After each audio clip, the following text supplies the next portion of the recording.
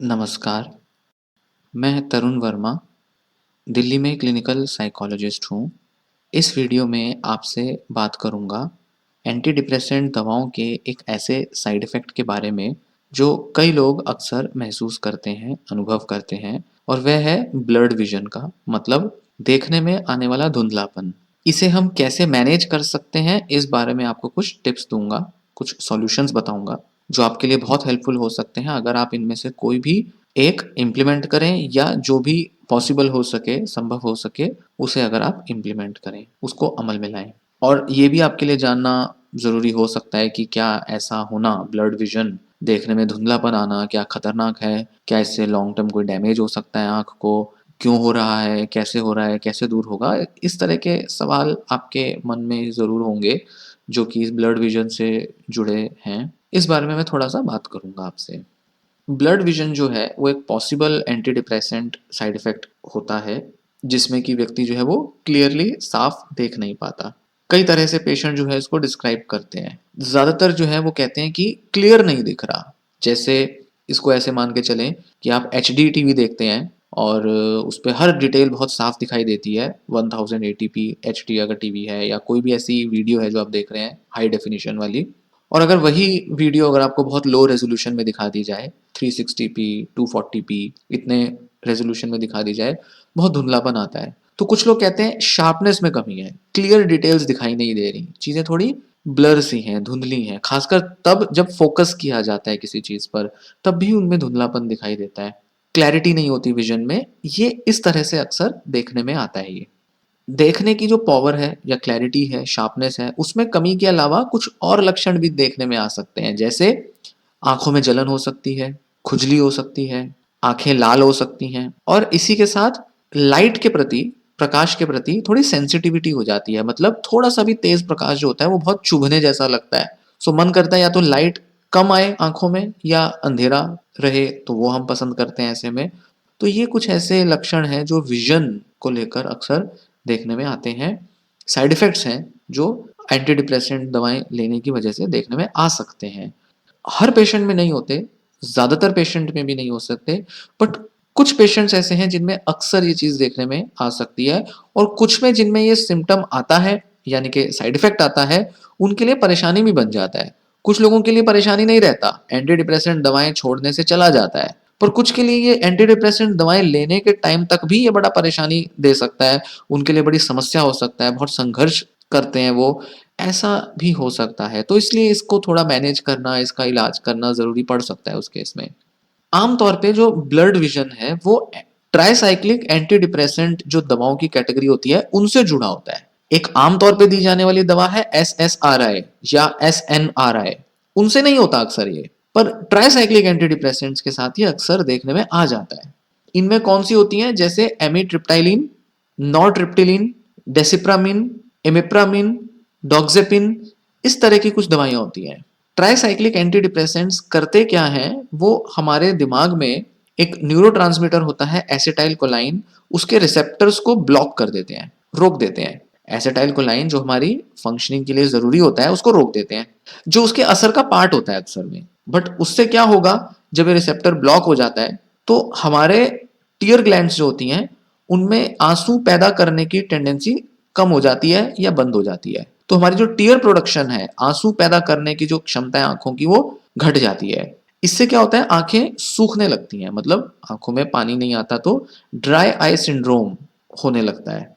तो आंखों के सूखने से अक्सर ये ब्लड विजन जैसे सिम्टम्स डेवलप हो जाते हैं। और इसी के साथ एसिटाइल कोलाइन रिसेप्टर्स जो होते हैं, वो हमारे बॉडी के दूसरे एरियाज में भी काम करते हैं, उनमें भी ज़रूरी होते हैं। तो इस ब्लॉकेज की वजह से होता क्या है, कुछ दूसरे सिम्टम्स भी डेवलप हो जाते हैं, जैसे ड्राई माउथ, मुंह सूखता है, सलाइवा नहीं बनता, और कॉन्स्टिपेशन, कब्जी होने लगती है। ट्राइसाइक्लिक एंटी डिप्रेसेंट लेने के कुछ हफ्ते बाद तक ये सिम्टम अक्सर देखने में आता है। और अक्सर ऐसा होता है कि दवाएं लेते टाइम भी, दवाएं आप ले रहे हैं और लेते लेते अपने आप ये सिम्टम चला जाता है। मतलब ऐसा नहीं है कि दवाएं रोकनी पड़ेंगी तभी ये सिम्टम जाएगा, मतलब साइड इफेक्ट जाएगा, ऐसा नहीं है। आप दवाएं कंटिन्यू कर रहे हैं, दवाओं का असर आने लगा, धीरे धीरे बॉडी ने अडेप्ट कर लिया, बॉडी की जो प्रतिक्रिया है वो रुक गई और ये सिम्टम चला जाता है। हाँ, ये ज़रूर है कि दवाएँ रोकेंगे तो उससे तो इस सिम्पटम में, साइड इफ़ेक्ट में कमी आएगी ही आएगी। पर दवाएँ रोकने का मतलब ये नहीं है आप रोक दें, दवाएँ रोकने से मतलब है जब दवाएँ बंद हो जाएँगी या दवाएँ अगर बदल दी जाती हैं, कुछ भी ऐसा चेंज आता है, तो अक्सर ये सिम्पटम भी नहीं दिखाई देगा, साइड इफ़ेक्ट नहीं दिखाई देगा। तो क्या किया जा सकता है इसके लिए? अगर आप ब्लर्ड विज़न, धुंधलापन आँखों में, देखने में अगर महसूस कर रहे हैं, तो ये सब कर सकते हैं। पहले तो ये ज़रूरी है सबसे कि आप पहले अपना चेकअप कराएँ आँखों का कि एग्ज़ैक्ट कॉज़ पता चल पाए, एग्ज़ैक्ट कारण पता चल पाए कि आँखों में क्या ऐसा कमी है, क्या ऐसी प्रॉब्लम आई है जिस वज़ह से ब्लड विज़न हो रहा है। हो सकता है कि ये किसी और कारण की वज़ह से हो, ये दवाओं की वज़ह से ना आया हो डायरेक्ट, इफ़ेक्ट ना पड़ा हो। क्योंकि एंटी डिप्रेसेंट लेना और उसके टाइम पर ये तो केवल एक साइड इफ़ेक्ट होता है उनका, इसके अलावा और भी बदलाव हो सकते हैं शरीर में जिसकी वज़ह से ये हो सकता है हुआ हो या वैसे ही हो सकता है आपके साथ ऐसे दूसरे कारणों से डेवलप हो गया हो। तो इसलिए पहले ये समझना ज़रूरी है कि ये किस वजह से हो रहा है। तो इसके लिए आँखों का चेकअप पहले ज़रूरी है। इसके बाद जो दूसरा ज़रूरी स्टेप है, वो ये कि आप आई ड्रॉप्स का इस्तेमाल कर सकते हो या जिसे हम कह सकते हैं आर्टिफ़िशियल टीयर्स हैं ये, नकली के आँसू हैं। दिन के समय आप यूज़ कर सकते हो जिससे आँखें जो हैं वो ल्यूब्रिकेट हो जाएँ। ऐसा ही कोई ऑइंटमेंट लगा सकते हो, आपका डॉक्टर आपको प्रिस्क्राइब कर सकता है, जो आप सोते टाइम इस्तेमाल करें ताकि रात में आँखों में ड्राइनेस की वज़ह से और परेशानियाँ ना हो आपको। और वो अक्सर आपका डॉक्टर आपको कर ही देता है। आम तौर पे देखने में आता है कि जिनको ये प्रॉब्लम आ रही है या आती है, तो डॉक्टर उनको पहले ही एक ऑइंटमेंट, एक आँखों के सूखने के लिए कोई आई ड्रॉप्स रिकमेंड कर ही देते हैं आम तौर पे। फिर एक महत्वपूर्ण कदम जो आप ले सकते हैं वो है ह्यूमिडिफायर। घर में ह्यूमिडिटी को कंट्रोल करने का डिवाइस यूज़ करें, तो उससे भी थोड़ा आँखों में नमी बनी रहेगी। बहुत ज़रूरी है, अगला स्टेप है कि आप स्मोकिंग अगर करते हैं तो वो छोड़ दें या अगर आप ऐसे माहौल में हैं जहाँ स्मोकर्स होते हैं, उसको भी अवॉइड करें क्योंकि उससे आँखों में ड्राइनेस आती है। इसके अलावा जो कि बहुत ज़रूरी हो सकता है वो ये कि आप पॉल्यूशन जैसी जगह पर, एयर पॉल्यूशन जहाँ है, वहाँ ज़्यादा ना जाएँ। पॉल्यूटेंट्स को अवॉइड करें।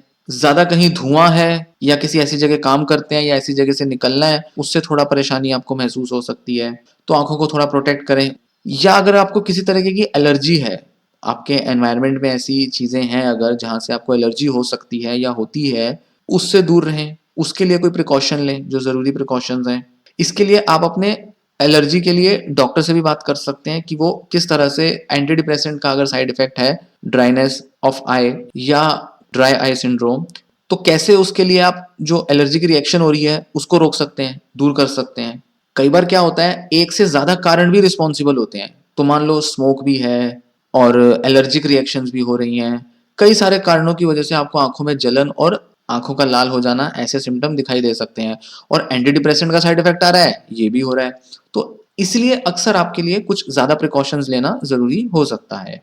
साथ ही साथ अगर आप दिल्ली जैसे माहौल में रह रहे हैं, जहाँ पॉल्यूशन बहुत है, खासकर सर्दियों का समय जब आता है, तो काफ़ी पॉल्यूशन बढ़ जाता है। एयर क्वालिटी बहुत लो हो जाती है, मतलब पॉल्यूशन बहुत बढ़ जाता है। तो ऐसे में अगर आप बाहर निकल रहे हैं या कहीं छत पे या बालकनी में भी जा रहे हैं, तो भी आपको इस तरह के सिम्पटम्स, साइड इफेक्ट्स देखने में आ सकते हैं, जैसे कि आँखों में जलन या आँखों में खुजली का होना। तो उस माहौल को भी अवॉइड करें। कोशिश करें घर पे रहकर ही काम हो जाए, अगर आप वर्क फ्रॉम होम करते हैं, या हमेशा घर से जब भी बाहर निकलें तो कोशिश करें जल्द से जल्द गाड़ी में बैठें और अपनी जहाँ भी आपको जाना है वहाँ गाड़ी से उतर के एकदम कमरे के अंदर चले जाएँ, जो भी ऑफ़िस है वहाँ चले जाएँ, ताकि ज़्यादा से ज़्यादा आपका एक्सपोज़र आपके खुले माहौल के प्रति ना हो। डॉक्टर से बात करें कि आपका डोज़ अगर बदला जा सकता है और अगर वो हेल्पफुल हो सकता है, तो ये भी किया जाए। या तो दवा बदली जा सकती है या डोज़ बदला जा सकता है। तो इन दोनों में से कोई चीज़ की जा सकती है, कोई ना कोई स्टेप लिया जा सकता है, इसमें आपका डॉक्टर आपको हेल्प कर सकता है। तो साइकियाट्रिस्ट से इस बारे में बात कर लें, क्या ऐसा पॉसिबल है, दवा बदल दी जाए, उसी से फ़ायदा हो सकता है। कुछ-कुछ केसेज़ में ऐसा हो सकता है कि आपको अगर दवा बदलने से या ये जो अभी तरीके बताए, इनसे भी अगर आराम नहीं मिल रहा है, तो कुछ-कुछ केसेज़ में ऐसा भी हो सकता है या हो जाता है कि पंक्टल प्लग्स लगाए जाएँ, जो कि आईलिड्स जो होती हैं, उनमें लगाया जाता है। ये क्या करता है, आँखों में जो पानी आता है टीयर ग्लैंड्स से, उसको ड्रेन होने से रोकता है, उसको निकलने से रोकता है। अक्सर हमारे आईलिड्स में ऐसी ट्यूब्स होती हैं, नलियाँ होती हैं, जो आँखों से आँसू को शरीर में भेज देती हैं। तो टीयर ग्लैंड्स जो हमारे आँसू पैदा करती हैं, वो सारा टाइम वहाँ नहीं बना रहता। तो वो क्या होता है, वो आँखों से रिस जाता है। बह जाता है इन ट्यूब्स के थ्रू। डक्ट्स होती हैं हमारे आईलिड्स में। अगर हम उसको बंद कर दें या पार्शियली बंद कर दें या पूरा बंद कर दें, तो आंखों में जो टीयर ग्लैंड्स जो आंसू थोड़ा बहुत भी पैदा करेंगी, वो बहेगा नहीं। तो उससे आंखें जो है वो हमेशा ल्यूब्रिकेटेड रहेंगी, हमेशा आंखों में आंसू, गीलापन हमेशा रहेगा। तो ये जो पंक्टल प्लग्स हैं, ये बहुत छोटे से होते हैं, चावल के दाने जितने होते हैं, जो आपका डॉक्टर थोड़ा सा एग्जामिनेशन करके पता कर सकता है कि कहाँ और कैसे लगाना है, और वो आपको लगा सकता है। हल्का सा सर्जिकल प्रोसीजर करके वहां पे फिट किया जा सकता है, और इनसे कोई परेशानी नहीं होती। ये इस टाइप के मटेरियल से बने होते हैं, जैसे सिलिकॉन वगैरह के मटेरियल के होते हैं, जिससे बहुत ज़्यादा परेशानी नहीं आती, और इनसे कम से कम आँखों के सूखने का जो सिम्पटम है, वो कम किया जा सकता है, वो रोका जा सकता है। तो किसी-किसी केस में ये यूज़फुल हो सकता है। हो सकता है आपका डॉक्टर कहे कि ये ज़्यादा परेशानी होगी तो पहले से ही लगा लो, या अगर बहुत तकलीफ हो रही है तो आपको शायद ये लगाना पड़े, तो कभी-कभी ये यूज़फुल हो सकता है।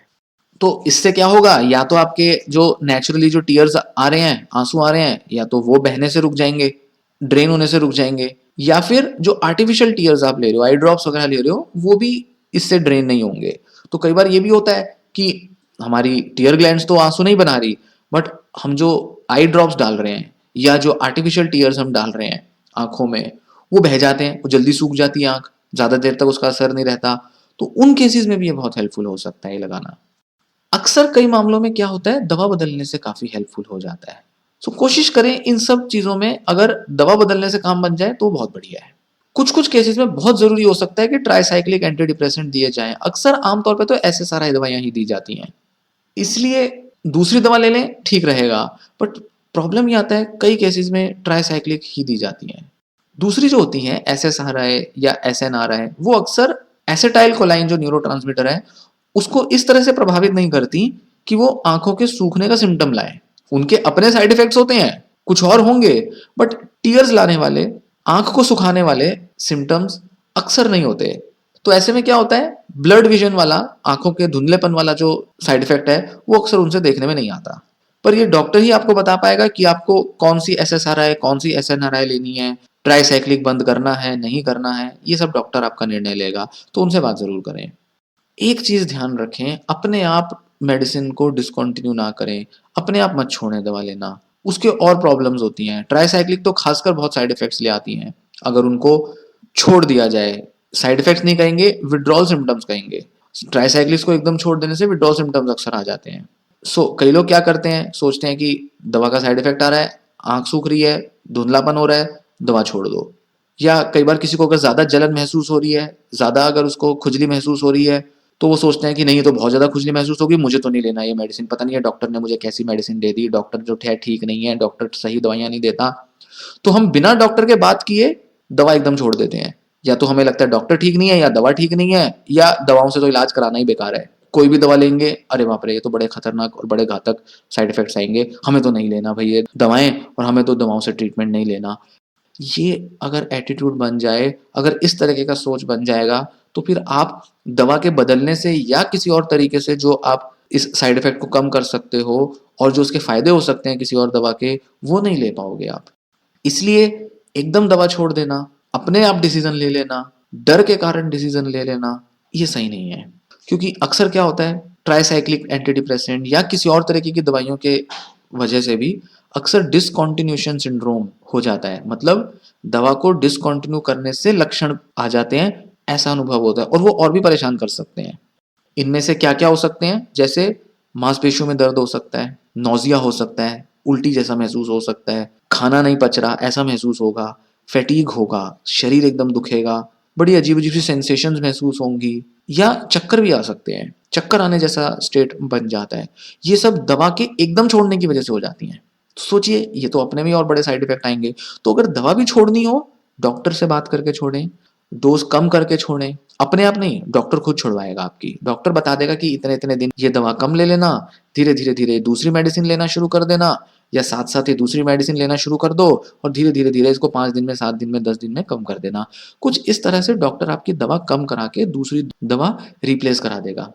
ये ज्यादा बेटर है, इलाज भी नहीं छूटेगा, डिप्रेशन पर भी असर आ जाएगा, साइड इफेक्ट्स भी परेशान नहीं करेंगे। ये ज्यादा बेटर अप्रोच है, और यही की जानी चाहिए। और कई बार क्या होगा, दवा एकदम से छोड़ोगे तो डिप्रेशन जो है वो तो लौट आएगा, और कुछ केसेस में तो वो ज्यादा डिप्रेशन हो जाता है दवा छोड़ने की वजह से। ये तो और परेशानी हुई। मतलब दवा छोड़ दी, ये तो फिजिकल साइड इफेक्ट्स तो आया है, डिप्रेशन और भी ज़्यादा सीवियर होके और भी ज़्यादा सीरियस बन के आपको अनुभव में आएगा, ये तो और परेशानी हो जाएगी। तो इसलिए डॉक्टर के साथ बात करके ही दवा बदलें या दवा छोड़ें, और कैसे छोड़ना है ये भी उनसे पूछ ज़रूर लें। उम्मीद है आपको इस वीडियो में दी गई जानकारी फ़ायदा देगी, पसंद आई होगी, आपको दिशा मिलेगी, आप सही निर्णय ले पाएँगे और आप इसको दूसरों से भी शेयर करेंगे जो ज़रूरतमंद हैं। अगर आपको डिप्रेशन है, आप दवा ले रहे हैं या फैमिली में कोई दवा ले रहा है, तो उसको ये जानकारी ज़रूर दें। ये वीडियो मैं अब यहीं ख़त्म करूँगा। लाइक करें वीडियो को और चैनल भी ज़रूर सब्सक्राइब करें। धन्यवाद।